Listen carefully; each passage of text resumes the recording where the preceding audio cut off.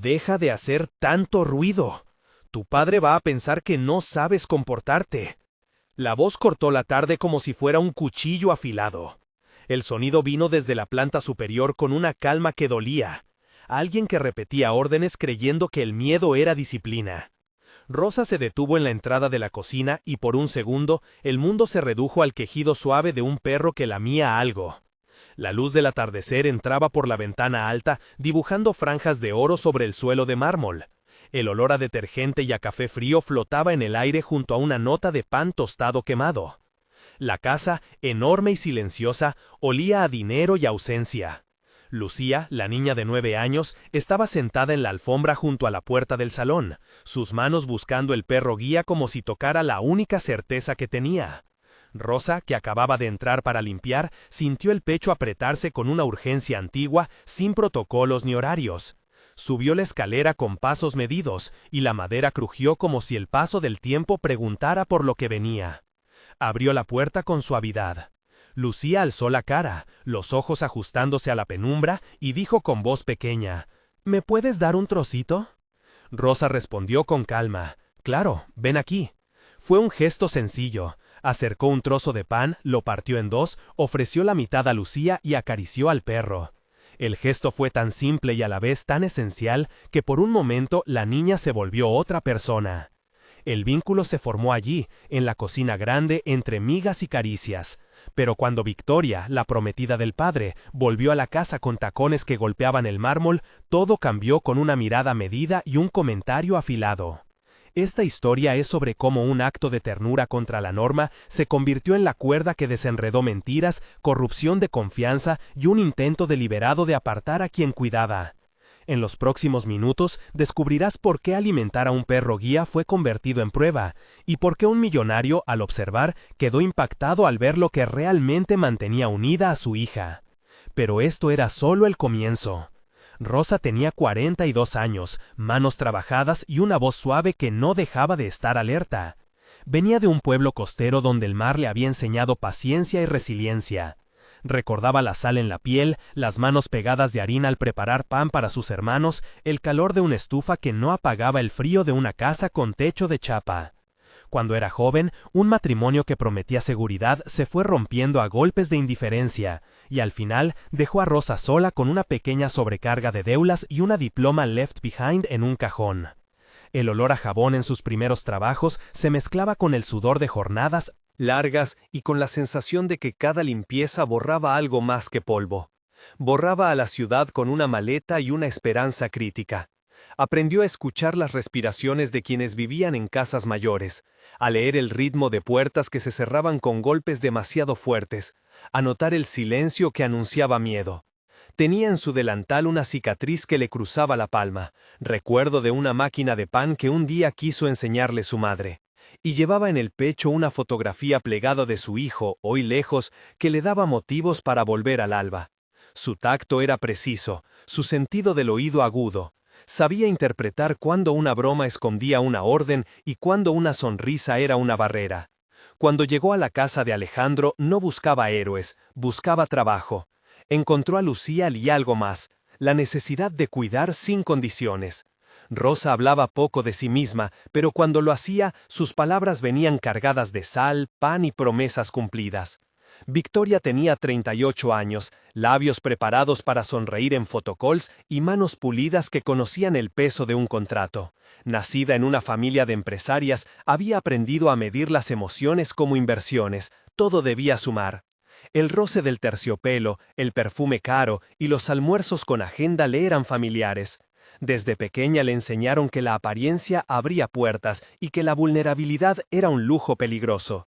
Se casó con objetivos claros, estabilidad en la cúspide social, una posición que proyectara influencia y un nombre que se sumara.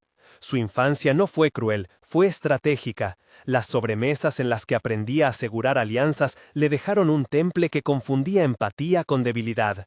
Cuando conoció a Alejandro, vio la oportunidad de cerrar un círculo de poder.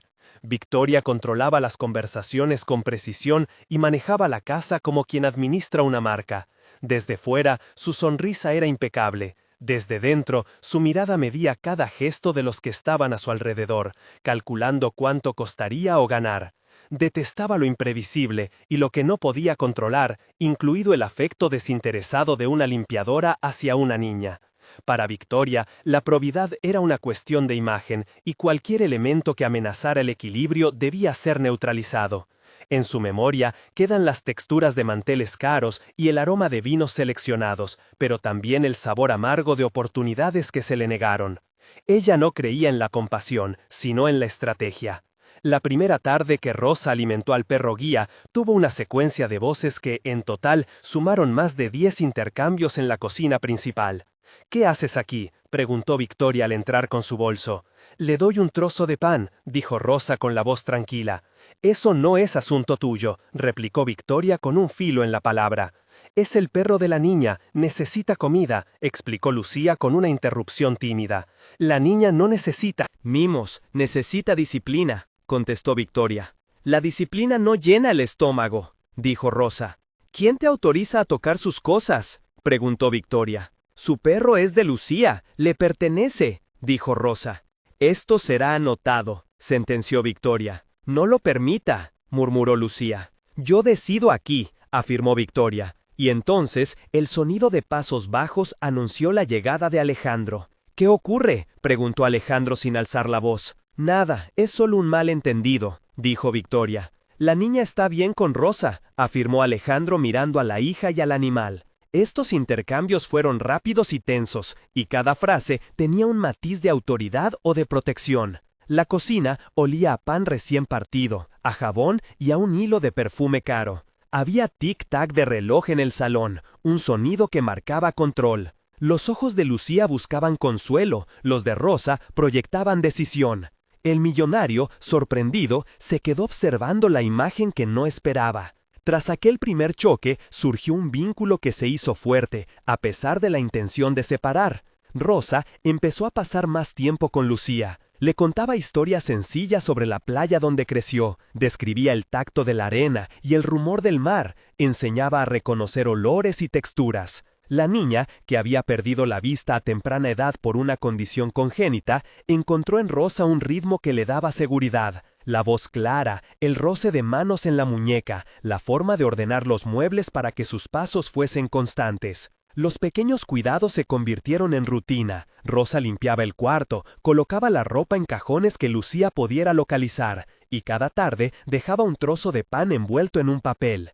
Entre ellos se produjo una constelación de confianza que se alimentó de secretos contados al oído y risas contenidas. Pero en la intimidad de ese cuidado también empezaron a aparecer signos de control por parte de Victoria. La mujer empezó a supervisar con intensidad, a cuestionar qué productos se usaban, a solicitar listas de compras con marcas concretas. Las conversaciones en la casa empezaron a tener un subtexto de vigilancia. «No entiendo por qué tanto cariño», decía Victoria en voz baja a Alejandro en cenas de trabajo. «No es cariño, es respeto», respondía Rosa cuando le preguntaban. Las explicaciones eran puertas que se cerraban con rapidez.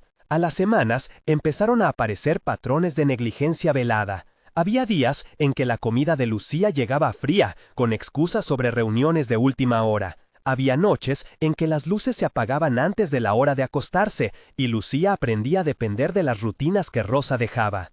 El perro guía era la brújula de la niña. Cuando el animal estaba calmado, ella lo estaba. Cuando faltaban sus paseos, la casa se llenaba de inquietud.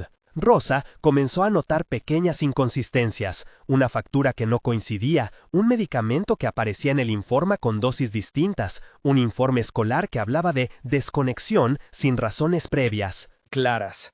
El observador externo, Marta, la profesora de la escuela, empezó a llamar la atención sobre el retraimiento en clase. «Dibuja mundos cerrados», dijo Marta en una conversación con Rosa. El pediatra, el doctor Gómez, registró peso estable pero decía que la niña mostraba signos de estrés.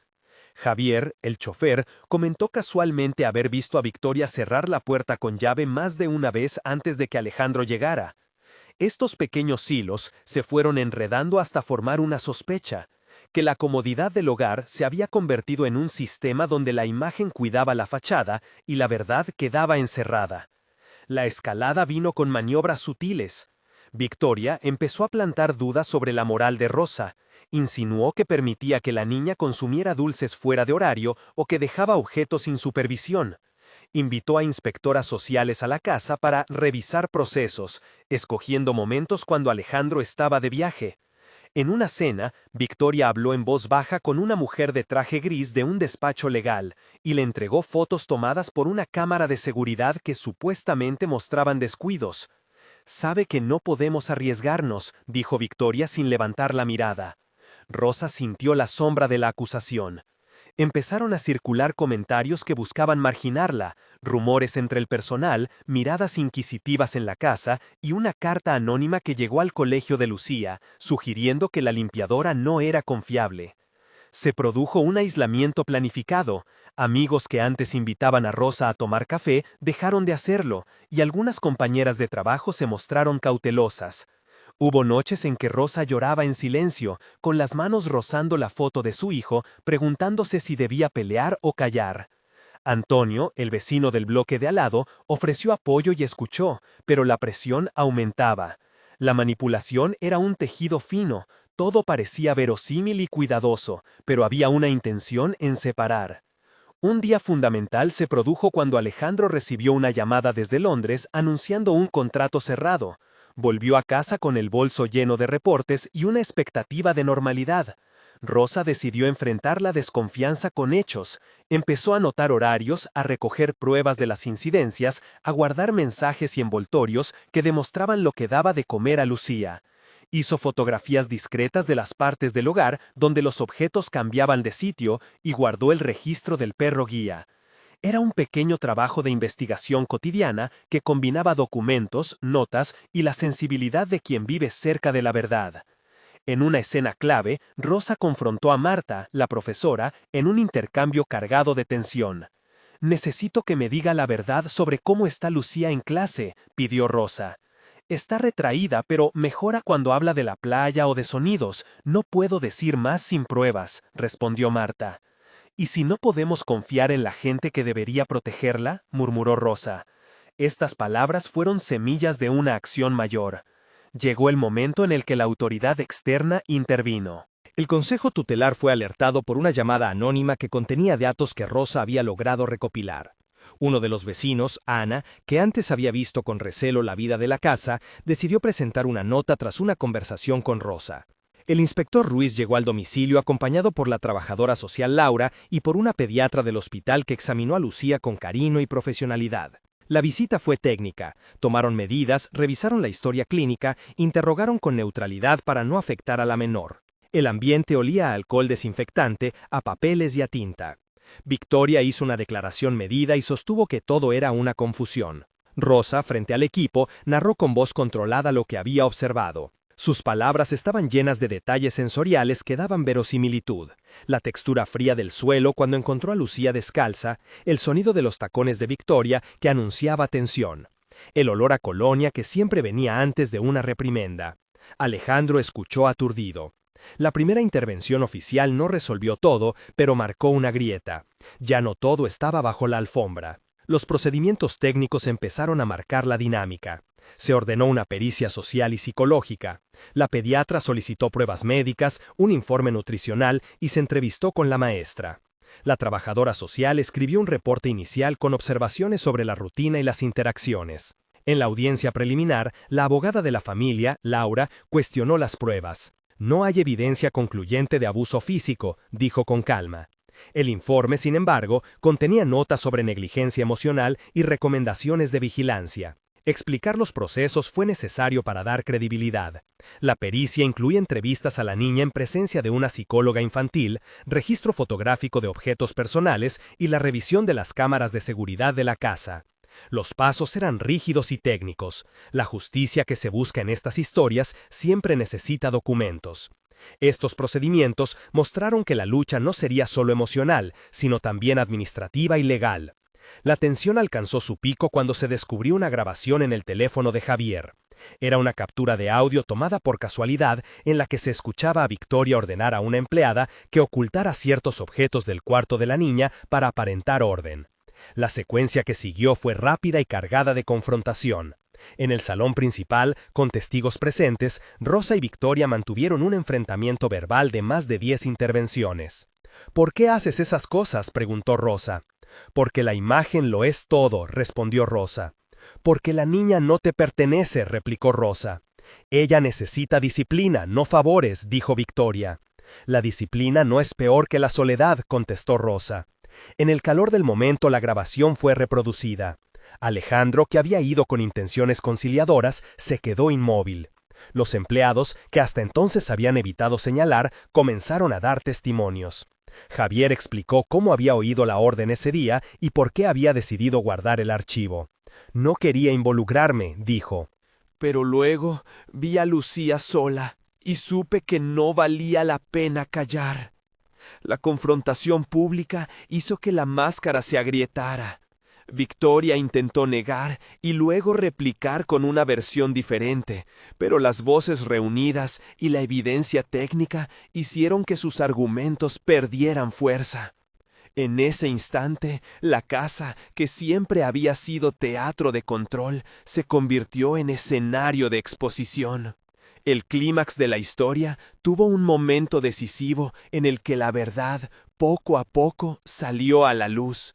Se produjo una confesión parcial por parte de una testigo que trabajaba en la lavandería y que admitió haber movido objetos por orden de Victoria. Su confesión fue acompañada por documentos bancarios que mostraban pagos a una firma de relaciones públicas para manejar comunicaciones y por mensajes que demostraban un plan para desacreditar a Rosa. La audiencia tomó un rumbo claro. La intención de separar a Rosa de Lucía se había basado en una estrategia de imagen y control. Alejandro, al ver los documentos, reaccionó con sorpresa y culpa. «No lo sabía», dijo en el tribunal con la voz quebrada. «Confío en las personas equivocadas», añadió. La fiscalía, sustentada por la pericia y por la grabación, pidió medidas de protección para la niña. Victoria fue separada de la vida cotidiana de la pequeña mientras se investigaban las acusaciones. La reacción pública fue inmediata en el vecindario. Hubo comentarios a favor de Rosa, demandas de explicaciones y un movimiento local que pidió mayor cuidado hacia menores en familias de alto perfil. La verdad había emergido, forzada por documentos, voces y por un perro que había sido testigo silencioso. Tras la exposición llegaron las decisiones formales. La guardia provisional de Lucía quedó en manos de Alejandro bajo supervisión y con la recomendación expresa de una persona de referencia. Rosa debía seguir asistiendo como figura de apoyo, al menos hasta que una evaluación más profunda se realizara. Esta decisión fue un alivio y a la vez una herida abierta.